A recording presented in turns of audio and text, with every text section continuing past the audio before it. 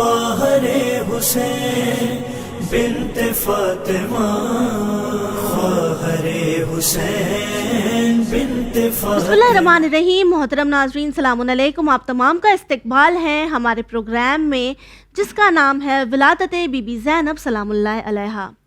آج کا دن وہ دن ہے جب بی بی زینب سلام اللہ علیہا کی ولادت ہوئی۔ پروردگار عالم نے جب اولاد کا ذکر کیا تو اولاد کو نعمت کہا، لیکن جب بیٹیوں کا ذکر کیا تو بیٹیوں کو عزت، برکت اور رحمت کہا۔ اور مولا علیہ السلام کی زندگی میں آپ کی بیٹی کس طرح رحمت اور زینت بن کر آئی، یہ ہم جانیں گے ہمارے آج کے ایپیسوڈ میں۔ تو آئیے سب سے پہلے استقبال کرتے ہیں سسٹر تفسیر رسوی کا۔ السلام علیکم۔ علیکم السلام ورحمۃ اللہ وبرکاتہ۔ جی سسٹر، آپ کو چینل ون کی جانب سے بی بی زینب سلام اللہ علیہا کی ولادت بہت بہت مبارک۔ آپ کو بھی بہت مبارک۔ جی سسٹر، جب ہم بات کرتے ہیں اولاد کی جو کہ ایک بہت ہی بڑی نعمت ہے، تو پروردگار عالم نے چاہے ہم قرآن مجید کی بات کریں یا حدیثوں کی بات کریں تو اولاد کا ذکر کس طرح کیا ہے؟ اعوذ باللہ من الشیطان الرجیم، بسم اللہ الرحمن الرحیم، وبہ نستعین وہو خیر ناصر و معین۔ اولاً آپ تمام لوگوں کو اور خصوصاً چینل ون کے تمام ویورز کو جناب زینب کبریٰ سلام اللہ علیہا کی ولادت باسعادت کی مبارکبادی پیش کرتی ہوں اور دعا کرتی ہوں کہ حضرت زینب کا صدقہ امیر المؤمنین اور حضرت زہرا سلام اللہ علیہا ہمیں بھی آج کے دن عطا کریں۔ بات جب اولاد کی آتی ہے تو سب سے پہلے سورہ کہف کی آیت نمبر 46 یاد آتی ہے، جس میں اللہ نے یہ کہا المال والبنون زینت الحیات الدنیا، کہ تمہارے لیے تمہاری اولاد اور تمہارے مال جو ہیں وہ دنیا کی زینت ہیں۔ یعنی اگر کوئی انسان اپنی دنیا کو سجانا چاہتا ہے، دنیا کو آراستہ کرنا چاہتا ہے، تو دو چیزوں سے اس کی دنیا سجتی ہے، ایک اس کی اولاد سے، دوسرا اس کے مال سے۔ یعنی نہ مال کو قرآن نے برا کہا ہے، نہ اولاد کو برا کہا ہے۔ وہ ایک الگ بحث ہے کہ یہ دونوں چیزیں انسان کے لیے شر کب بن جاتی ہیں، یہ ایک الگ بحث ہے۔ بہرحال لیکن اللہ نے اولاد کو دنیا کی زینت قرار دیا ہے۔ اور اگر ہم اولاد کے لیے احادیث کی جانب نظر کرتے ہیں تو سب سے پہلے نبی کریم صلی اللہ علیہ وآلہ وسلم کی حدیث ملتی ہے، فرماتے ہیں کہ تمہاری اولاد اللہ کی جانب سے بہترین نعمت اور جنت کا ایک پھول ہے۔ جی اس کے علاوہ امام صادق علیہ الصلوۃ والسلام کی حدیث ہے، فرمایا کہ تمہاری بہترین میراث اگر کچھ ہے جو تم دنیا میں چھوڑ کر جاتے ہو تو وہ تمہاری اولاد ہے، جو تمہارے جانے کے بعد تمہارے لیے استغفار کرتی ہے۔ تیسری حدیث امام رضا علیہ الصلوۃ والسلام کی بڑی خوبصورت، یہ حدیث میرے دل کے بڑے قریب ہے اور اس حدیث کو جتنی بار پڑھتی ہوں اتنی بار شکر خدا بجا لاتی ہوں کہ میں صاحب اولاد ہوں۔ مولا فرماتے ہیں کہ اللہ جب کسی بندے کو خیر دینا چاہتا ہے تو اس کو تب تک موت نہیں دیتا جب تک وہ صاحب اولاد نہ بن جائے۔ اور اگر کوئی انسان دنیا سے صاحب اولاد ہوئے بنا چلا جاتا ہے تو ایسا ہے کہ وہ دنیا میں تھا ہی نہیں۔ اور اگر کسی کی اولاد ہے، اولاد ہوتے ہوئے وہ دنیا سے چلا جاتا ہے، مر جاتا ہے، تو ایسا ہے کہ وہ کبھی مرا ہی نہیں، بالکل وہ ہمیشہ زندہ رہتا ہے۔ کہ اولاد تو یاد کیا کرتی ہے، بے شک وہ اولاد کی شکل میں باقی رہتا ہے۔ یعنی اتنی عظیم نعمت اللہ نے اولاد کو بنایا۔ یہی وجہ ہے کہ نبی نے بڑی سختی سے فرمایا کہ اپنی اولاد سے محبت کرو، اپنے بچوں کو دوست بناؤ، اور جب بھی ان سے کوئی وعدہ کرو تو ضرور اس وعدے کو پورا کرو، اس لیے کہ وہ خدا کو نہیں جانتے، وہ تم کو جانتے ہیں، وہ رزق اور روزی کے لیے تم پر یقین کرتے ہیں۔ اس لیے اگر آج تم ان کا وعدہ توڑ دو گے تو کل وہ رب پر بھی یقین نہیں کر پائیں گے، لہٰذا جب بھی وعدہ کرو تو ضرور پورا کرو۔ بڑی دلچسپ بات یہ ملتی ہے کہ نبی نے ایک انسان کو دیکھا کہ اس کے پاس 2 بیٹے بیٹھے ہوئے تھے، ایک بیٹے کو اس نے کس کیا، چوما، دوسرے بیٹے کو نہیں چوما۔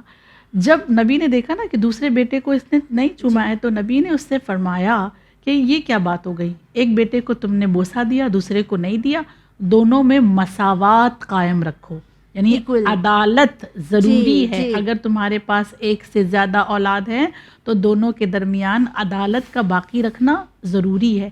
اور یہ بوسہ دینا پتہ ہے اولاد کو ہم یہ سمجھتے ہیں کہ بہت نارمل، کامن اور یوں ہی ایسی رینڈم چیز ہے، نہیں، اللہ کے نزدیک یہ بہت عظیم عمل ہے. یہ جو ہم بچوں کو کس کر دیتے ہیں, پیار سے سر پہ ہاتھ پھیر لیتے ہیں. اجر پتہ ہے اس کا کیا ہے؟ دیکھیں سنیں, بہت اچھی لگتی ہے مجھے یہ روایات, اور میں بار بار اسے پڑھا کرتی ہوں کہ نبی ایک مرتبہ بیٹھے ہوئے تھے, ایک زانو پر امام حسین بیٹھے ہوئے, دوسری جانب امام حسن, دونوں کو نبی بوسہ دے رہے ہیں.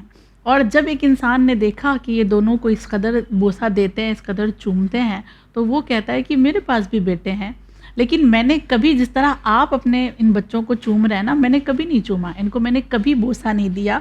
جیسے ہی اس نے یہ کہا کہ میں نے اپنے بچوں کو کبھی بوسہ نہیں دیا, تو نبی اس کی جانب ناراضگی کے عالم میں دیکھتے ہیں اور دیکھ کر فرماتے ہیں اللہ نے تیرے دل سے رحم کو ہٹا لیا, نکال دیا ہے, اور تو اب ہم میں سے نہیں ہے. اور پھر فرمایا کہ اپنے بچوں کو بوسہ دیا کرو, کیونکہ جب ایک بار اپنے بچے کو بوسہ دیتے ہو تو تمہارا ایک درجہ بلند ہوتا ہے, دوسری بار بوسہ دیتے ہو تو دوسرا درجہ بلند ہوتا ہے, اور جب یہ 2 درجے بلند ہوتے ہیں تو دونوں درجے کے درمیان 500 سال کا فاصلہ ہوتا ہے. یعنی دوسرا درجہ اتنا بلند ہے. ہم سوچیں اگر اپنی اولاد کو ہم دن بھر میں 100 بار کس کرتے ہیں یا ان کو بوسہ دیتے ہیں, تو اللہ ہمارے کتنے درجات کو بلند کرتا ہے. اور ساتھ ہی یہ بات واضح ہو جاتی ہے کہ ہم مائیں جو اپنے بچوں سے اتنی محبت کرتی ہے, نہ جانے کتنی بار ہم اپنے بچوں کو پیار سے دیکھتے ہیں, انہیں بوسہ دیکھتے ہیں, تو ایک وہ پروردگار عالم بھی ہے جو ہم سے 70 ماؤں سے زیادہ پیار کرتا ہے. بے شک, تو وہ ہمیں کتنا زیادہ اجر دیتا ہوگا. بہرحال یہ پروردگار عالم کی جانب سے ہمارے لیے ایک بہت عظیم تحفہ ہے, جیسا کہ امام صادق علیہ الصلوۃ والسلام نے فرمایا بھی ہے کہ تمہاری اولاد تمہارے لیے بہت بڑی نعمت ہے, اور ایک مرد کے لیے سب سے بڑی نعمت یہ ہے کہ اس کا بیٹا ہو اور وہ اپنے بابا جیسا نظر آتا ہو. اگر وہ اپنے بابا کی شبیہ ہے تو ایک مرد کے لیے اس سے بڑی کوئی نعمت نہیں ہے. یہ سب سے عظیم نعمت پروردگار عالم کی جانب سے ملی ہے. یہاں تو آپ نے ذکر کیا بیٹوں کا, لیکن میں چاہوں گی چونکہ آج دن بی بی زینب سلام اللہ علیہا کا ہے, آپ کی ولادت کا ہے, تو بیٹیوں کی عظمت, بیٹیوں کی رحمت کے بارے میں اللہ نے ہمیں کیا کہا؟ دیکھیں اب تک جو حدیثیں میں نے آپ کی خدمت میں بیان کی نا, اس میں بیٹے اور بیٹی دونوں شامل تھے, یعنی کامن اولاد کے لیے تھا. مگر کچھ ایسی احادیث موجود ہیں جو خاص طور سے بیٹیوں کے اوپر ایکسکلوسیو, بے شک, اور صرف بات بیٹیوں کی عظمت کو بیان کرنے کے لیے بیان کی گئی. وہ حدیثیں مثال کے طور پر ایک حدیث نبی فرماتے ہیں کہ تمہاری اولاد میں سے بیٹیاں تمہارے لیے بہت بڑی نعمت ہیں, اور اس میں یہ بھی فرمایا نبی نے مگر وہ بیٹیاں تمہاری باحجاب ہوں, باعفت ہوں, ان کا تم نے بہترین تربیت اور تعلیم سے ان کو زیور پہنایا, آراستہ کیا ہو. اگر ایسی بیٹیاں تمہارے پاس ہیں تو جہنم کی آگ تمہیں چھو بھی نہیں سکتی ہے. دوسرے مقام پر فرمایا کہ بیٹیاں حسنہ ہیں اور بیٹے نعمت ہیں. پھر فرمایا حسنہ مطلب رحمت, ہاں, اور پھر فرمایا کہ حسنہ پر ثواب ملتا ہے اللہ کی جانب سے. اگر بیٹیاں ہیں تو وہ حسنہ ہیں, اور حسنہ پر اللہ ثواب دیتا ہے, لیکن نعمت پر سوال کرتا ہوگا. تو جو بیٹیوں والے ہیں نا وہ بڑے خوش نصیب ہیں کہ اللہ نے اتنی بڑی نعمت بھی دی ہے, اور پھر اس پر اللہ ہمیں اور آپ کو اجر بھی دیتا چلا جائے گا. لیکن افسوس کی بات ہے نا سسٹر کہ اللہ کہتا ہے بیٹیاں ہیں تو میں ثواب دوں گا, لیکن ہم آج کے زمانے میں بھی شاید معاشرے میں کچھ لوگ ایسے ہوں گے جو آج بھی بیٹیوں کو بوجھ سمجھتے ہیں, یا بیٹی کی پیدائش ہوتے ہی وہ یہ سوچتے ہیں ارے اب یہ بڑی ہوگی, اس کی شادی کرنا ہے, اتنا خرچہ ہوگا. جو ہمیں اس کی تعلیم کے بارے میں سوچنا چاہیے, اس کے برعکس ہم یہ سوچتے ہیں کہ ارے آگے جا کر یہ ایک برڈن بن جائے گی. بالکل ایسی سوچ رکھنے والوں کے لیے حدیث کیا فرمایا. عمرو ابن یزید مولا سے سوال کرتا ہے کہ مولا میرے پاس بہت ساری بیٹیاں اللہ نے مجھے دے دی ہیں, چند بیٹیاں ہیں میرے پاس, عدد نہیں ہے لکھا کہ کتنی ہیں, لیکن اس نے کہا چند بیٹیاں ہیں. تو مولا نے اس سے کہا کہ اچھا بیٹیاں ہیں, درد ہوتا ہے, افسوس ہے تمہیں اس بات کا کہ تمہیں بیٹیاں ہیں, تو کیا بیٹیوں کے ہونے پر تمہارے دل میں آرزو ہے کہ وہ نہ ہوتی, یا کاش وہ مر جاتی, یا تم ان کے مرنے کی دعائیں کرتے ہو؟ اگر ایسا ہے تو تم خدا کی بارگاہ میں جب حاضر کیے جاؤ گے تو گناہگاروں کی طرح, زنجیروں میں جکڑے ہوئے قیدیوں کی طرح تمہیں خدا کی بارگاہ میں حاضر کیا جائے گا, کیونکہ تم نے بیٹیوں سے اظہار نفرت کیا ہے. اگر ایسا کوئی بشر اس دنیا میں ہے جن کو آج کے دور میں بھی بیٹیاں پسند نہیں ہیں, تو پھر وہ بڑا کمظرف کہہ لیں یا بڑا بدنصیب انسان کہہ سکتے ہیں اسے، اس لیے کہ ایک شخص نبی کی خدمت میں بیٹھا ہوا ہے، نبی کی بزم سجی ہوئی ہے، نبی واعظ و نصیحت کر رہے ہیں، اور اچانک اسے آ کر کوئی خبر دیتا ہے کہ تمہارے یہاں بیٹی ہوئی ہے. اس کا چہرہ اتر گیا تو نبی نے اس کی جانب دیکھا کہ کیا ہوا. کہا یا نبی اللہ، ابھی خبر ملی ہے کہ مجھے اللہ نے بیٹی عطا کی ہے. آج بھی لوگوں کا یہی حال ہے. جب نبی نے اس کا چہرہ اترا ہوا دیکھا تو کہا کہ غم کیوں کرتے ہو؟ اس کا بوجھ اٹھائے گی یہ زمین، اس پر سایہ کرے گا آسمان، اور اس کو رزق دے گا پروردگار عالم. تم کیا کرو گے؟ تمہارے لیے وہ بیٹی نہیں آئی ہے کہ تم اس کا خرچ اٹھاؤ، تم اس کا بوجھ اٹھاؤ. اس کی تمام تر ذمہ داریاں خدا کے حوالے ہے، لہٰذا غم نہ کرو، بلکہ تم پروردگار عالم کی بارگاہ میں شکر ادا کرو کہ خدا نے تمہیں اس قابل سمجھا کہ اللہ تمہیں بیٹی عطا کر رہا ہے. سبحان اللہ، کیا مقام ہے بیٹیوں کا. اور آخر میں ایک روایت آپ کی خدمت میں یہ ضرور میں پڑھنا چاہوں گی. ابن عباس نے روایت نقل کی کہ فرمایا کہ نبی یہ فرمایا کرتے تھے کہ اگر ایک انسان بازار جاتا ہے اور وہ بازار سے سامان خریدتا ہے اور وہ سامان اپنے بچوں کے لیے خریدتا ہے، اور جب وہ گھر واپس پلٹ کر آتا ہے تو اس میں سے جو سامان اس نے خرید کر لایا ہے، اگر وہ پہلے اپنا سامان بیٹیوں کو دیتا ہے تو اس کو ایسا اجر ملتا ہے جیسے اس نے خاندان اسماعیل کو رہا کیا، آزاد کیا. اتنا بڑا پہلے بیٹی کو پیش کرنے سے، پہلے بیٹی کو دینے پر اتنا اجر ہے کہ خاندان اسماعیل، حضرت اسماعیل کی بات ہو رہی ہے، تم نے آزاد کیا، ویسا اجر ہے. اور اگر تم نے اسی میں سے بیٹوں کو پہلے دیا اس پر بھی اجر ہے. دیکھیں بیٹے ہمارے لیے بڑی عزیز دولت ہیں. بیٹوں کو اگر پہلے دیا تو ایسا اجر دیا جاتا ہے کہ جیسے تم اللہ کی یاد میں اس سے ڈرتے ہوئے اپنے گناہوں پر خوف کرتے ہوئے گریا کر رہے ہو، ایسا ثواب دیا جائے گا. ایک انسان جو خوف خدا میں روتا ہے، جیسا اجر اس کو دیا جاتا ہے ویسا اجر اپنے بیٹے کو گفٹ دینے پر ہے. بالکل. اگر اپنی اولاد کو بھی انسان تحفے دیتا ہے نا تو اس کو ایسا اجر دیا جاتا ہے جیسے کہ اس نے غریبوں کی مدد کی ہے، اس نے مسکینوں کو کھانا کھلایا ہے. یہاں پہ سسٹر یہ بات واضح ہو جائے کہ تحفے سے اب لوگ یہ نہ سوچے کہ مہنگے مہنگے گفٹس ہو، بچوں کو ایک چاکلیٹ دلانا بھی تو تحفہ ہی ہے نا. بچوں کے چہرے پر مسکراہٹ لانا کافی ہے، ان کے دلوں کو سکون دینا.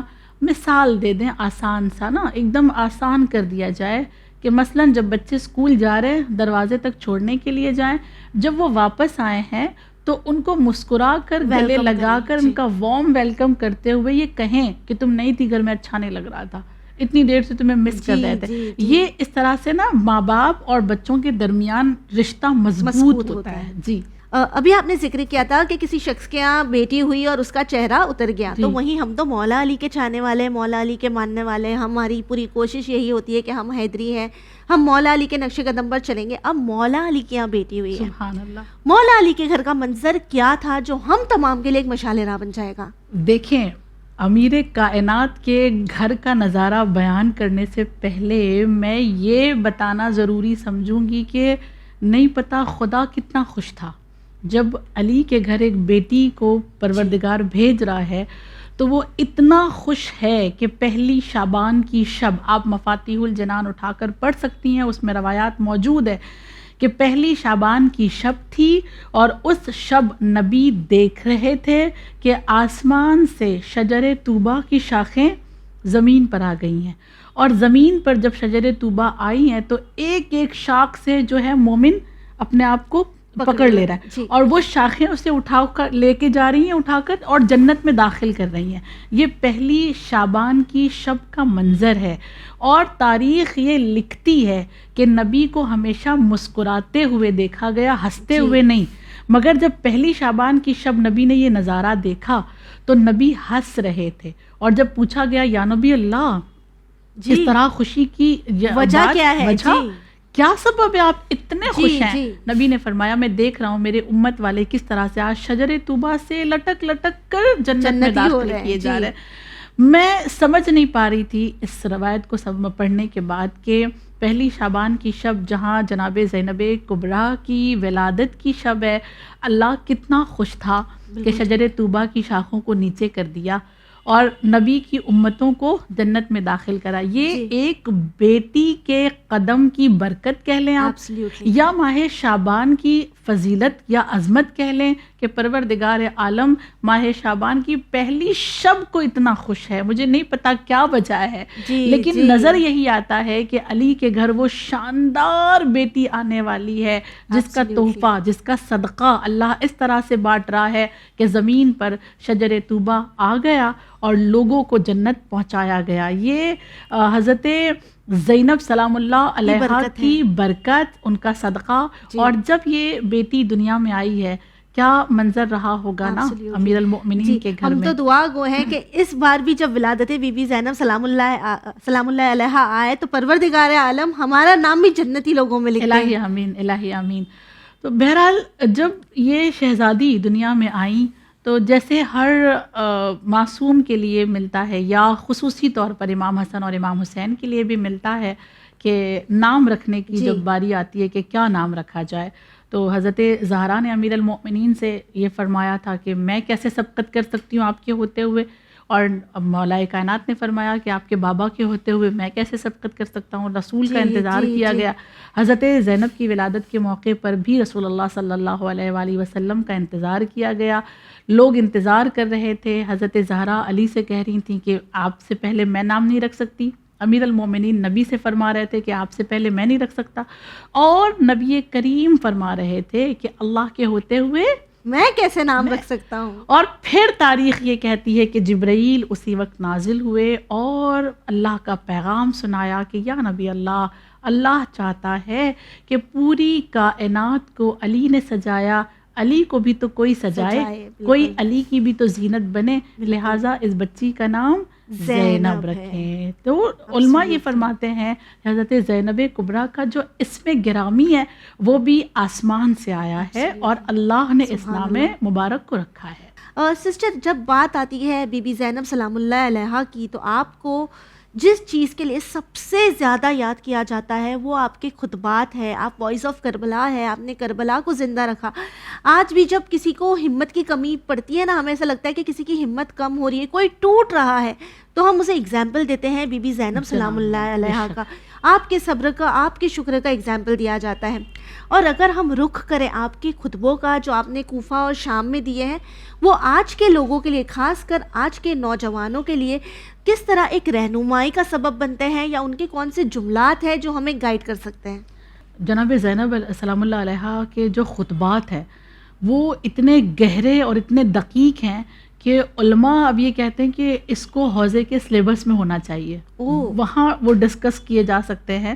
میں 2 جملے فقط کوٹ کروں آپ کے خطبے کے, کہ پہلا جب دربار یزید میں, کوفے میں بھی بی بی نے خطبہ دیا ہے, بازار میں بھی دیا ہے, دربار میں بھی, اور شام کے بازار میں بھی دیا, دربار میں بھی. یہ دربار کا خطبہ ہے جہاں جو جملے میں پیش کر رہی ہوں یہ یزید کے دربار کے خطبے کے جملے ہیں. پہلا جملہ جو بی بی کو کھڑا کیا گیا تھا, اسیروں کو بار بار انٹروڈیوس کروایا جا رہا تھا یہ کہہ کر کہ یہ باغی کے اہل حرم ہیں, یا یہ جو ایک ایسا تھا انسان جو خارجی تھا اس کے اہل حرم ہیں. بہت دیر سے جناب زینب کبریٰ یہ سن رہی تھی, اور سارے کے سارے جو بیٹھے ہوئے تھے سفیر وہ بھی سن رہے تھے, مگر جب شہزادی کو خطبہ دینے کا جو وہاں پہ موقع ملا, بی بی نے جو پہلا جملہ استعمال کیا وہ اللہ کی حمد و ثنا, سب سے پہلے اللہ کی حمد و ثنا فرماتے ہوئے نبی پر صلوات بھیجا, اور جب نبی پہ صلوات بھیجا تو کہا جدی رسول اللہ, میرے جد رسول اللہ پر صلوات ہو. جیسے ہی شہزادی نے لفظ جدی استعمال کیا, میرے نانا, میرے جد, سارے کے سارے دربار والے یزید کو حیرت سے دیکھ رہے تھے کہ اب تک تو یہ بتا رہا تھا کہ یہ خارجی کے اہل حرم ہے, مگر یہ بی بی تو یہ کہہ رہی ہیں کہ رسول ان کے جد ہیں, ان کے نانا. یہ ایک جملہ بی بی کے تعارف کے لیے اور لوگوں کی آنکھ کھولنے کے لیے کافی تھا. اور جب بی بی نے یہ جملہ کہا تھا نا کہ رسول میرے نانا ہے, میں ان کی نواسی ہوں جو یہاں کھڑی ہوں, اور یہ آپ کو بہکا رہا ہے کہ ہم باغی کے اہل حرم ہیں, تو لوگ جو ہے بی بی کی جانب متوجہ ہوئے تھے, اور بی بی نے ایک جملے میں اپنا تعارف کروا دیا تھا. ایک جانب اپنا تعارف کروایا, دوسری جانب یزید کا تعارف اس طرح سے کروایا. بی بی نے فرمایا امن العدل یا ابن طلقہ, اے آزاد کردہ کی اولاد, ہاں کیا یہ عدالت ہے؟ یزید کی اصلیت اس کا حسب و نسب بتایا بھرے دربار میں کہ تم کیا بات کرتے ہو، تم تو وہ ہو جو میرے نانا کے غلاموں کے آزاد کردہ کے بیٹے ہو۔ اور اس کے بعد جب امام حسین کا تعارف کروایا تو ان جملوں میں کہ تو جانتا بھی ہے کہ تو نے کسے قتل کیا ہے، یہ وہ ہیں کہ جن کے لیے رسول نے فرمایا کہ یہ اہل جنت کے اہل جنت کے جوانوں کے سردار ہیں۔ بی بی نے یہ 3 جملے تعارف والے، ایک اپنا تعارف، ایک یزید کا تعارف اور ایک امام حسین کا تعارف، تینوں تعارف کروانے کے بعد ایک پیغام دیا، اور وہ یہ کہ حق اور باطل کو ایسے ہی پہچانوایا جاتا ہے۔ دربار چاہے جتنا بھی بڑا ہو، لوگ چاہے جتنے بھی طاقتور ہوں، لیکن جب بات حق اور باطل کی آئے گی تو بڑی دلیری کے ساتھ باطل کو اس کی حقیقت بتانا ہے کہ تم کیا ہو، اور حق کو اپنی پہچان کروانا ہے کہ حق کیا ہے۔ جب تک حق اور باطل کو الگ نہیں کیا جائے گا، انسان کا نہ اسلام مکمل ہو سکتا ہے نہ ایمان مکمل ہو سکتا ہے۔ یہی شہزادی زینب کا سب سے بڑا پیغام تھا۔ جی بالکل ٹھیک۔ یہ بس آخر میں بس آپ سے یہی کہنا چاہیں گے کہ آج چونکہ دن ہے بی بی زینب سلام اللہ علیہا کی ولادت کا، تو اپنے آپ میں یہ قوت و طاقت پیدا کرے کہ ہم بھی حق اور باطل کے بیچ میں فیصلہ کر سکیں اور ضرورت پڑنے کے لیے حق کے لیے آواز بلند کر سکیں۔ اسی امید کے ساتھ ہمیں دیجیے اجازت، پر بنے رہیے چینل ون کے ساتھ پیغام انسانیت۔ شکریہ۔